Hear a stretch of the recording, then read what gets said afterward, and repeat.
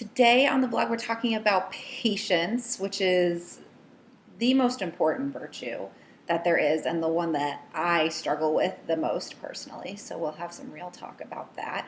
I am a very impatient person, and we live in this culture where we get this constant, instant gratification, satisfaction, whatever it is. It's like lose 5 pounds in 5 days, free next day shipping or same day shipping because next day shipping's too late. Like, think about it. We're just designed to think that sooner and quicker is better.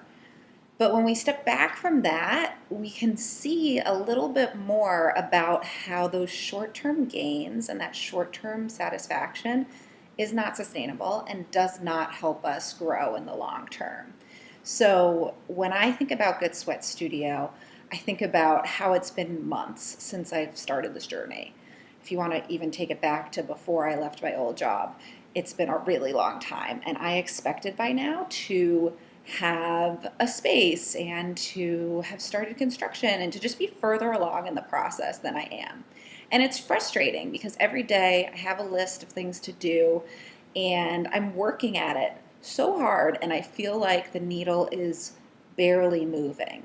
And so I had a conversation with my husband about this yesterday, and we were talking about how easy it is to get caught up in the short term tasks that are easy, that are honestly the easy things to do, and to check those things off your list because it feels good to just get them done, as opposed to chipping away at the long term items where you're not going to be able to check it off after a day. It will actually probably take weeks and months and years to accomplish the goals that you want, but the more you work at those, the more long-term success you'll have. And those long-term gains far outweigh the short-term gains because you know what? Those are the sustainable things.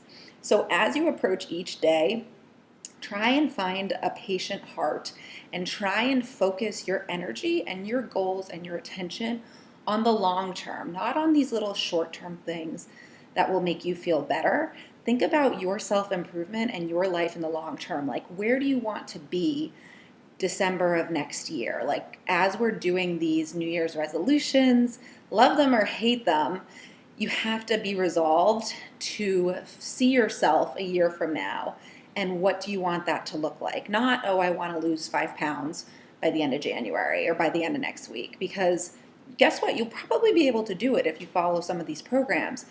But here's the thing is that that's not sustainable. It won't last. And I don't know about you. I'm more interested in long-term sustainable success, and I'm in it for the long haul. So I hope this made you think a little bit more about patience as a virtue and how to practice that